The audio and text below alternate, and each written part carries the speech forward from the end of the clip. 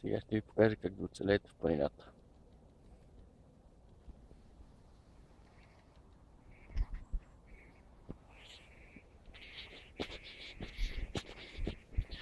Както виждате, е доста стръмно, но ние се стараем да не паднем, трябва да са добре екипирани.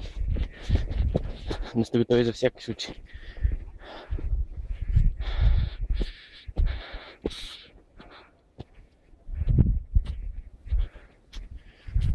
Студено е, затова трябва да се облечете добре. В противен случай крайниците ви ще измръзнат и вие ще умрете в планината.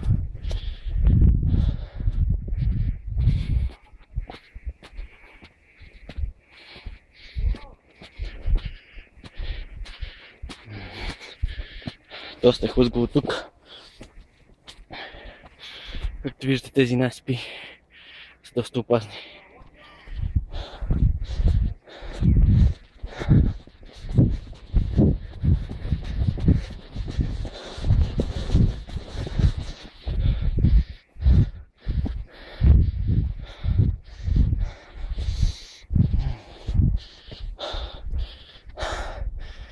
Доста пъти има нагоре, но това няма да ме спре. Доста камениста терена. Студено е. Мъглите още не са се дигнали, защото е рано. Може би ще се дигнат към 12-1 часа.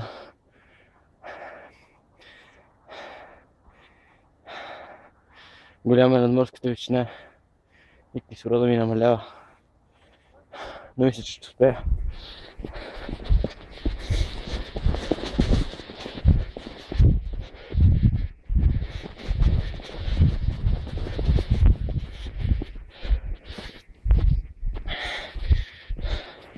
Сега ще ви покажа за каква мъгла е дайте.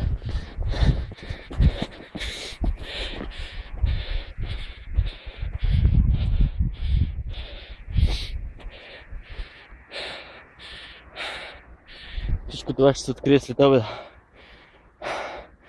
Сега ще се върта да видите цялата околност.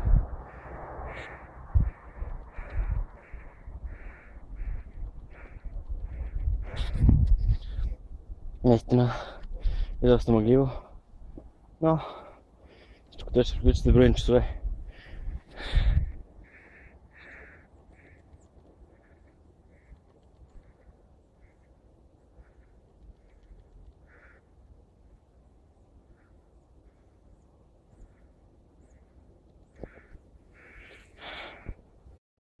Вълнувам се с продаването на Сашко горе в планината.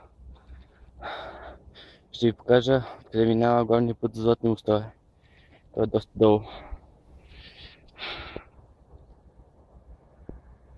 Ето го и него.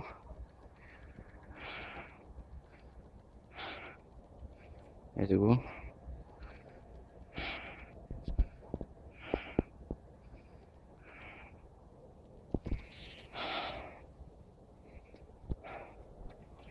Както виждате, има доста корени, които трябва да преминете. Но всичко това е само една част от приключението. Продължаваме.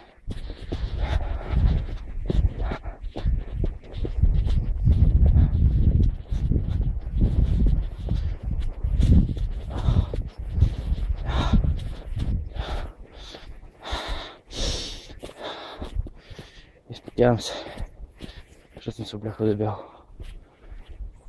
Подготвен съм за планината.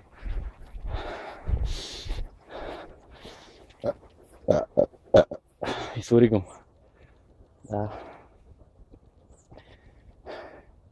Може да видите мъглата.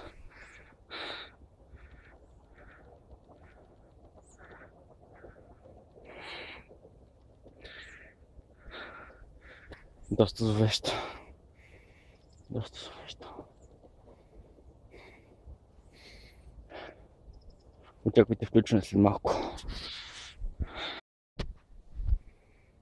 Така. Обещах, че ще се завърна. И ето обещаните кадри от мъглата. The fuck?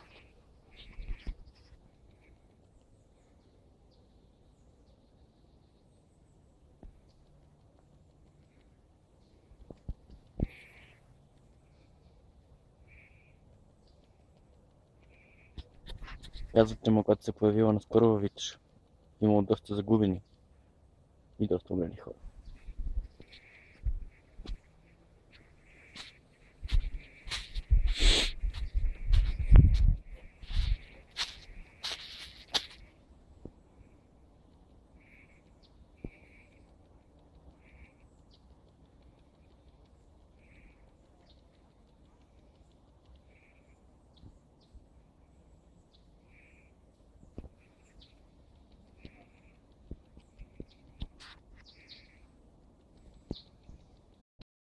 Така, това е последен епизод от нашето пътуване, тъй като това приключи. Мъглата поглъща хора, както знаете вече. Мъглата в Витоша, а тя е навсякъде.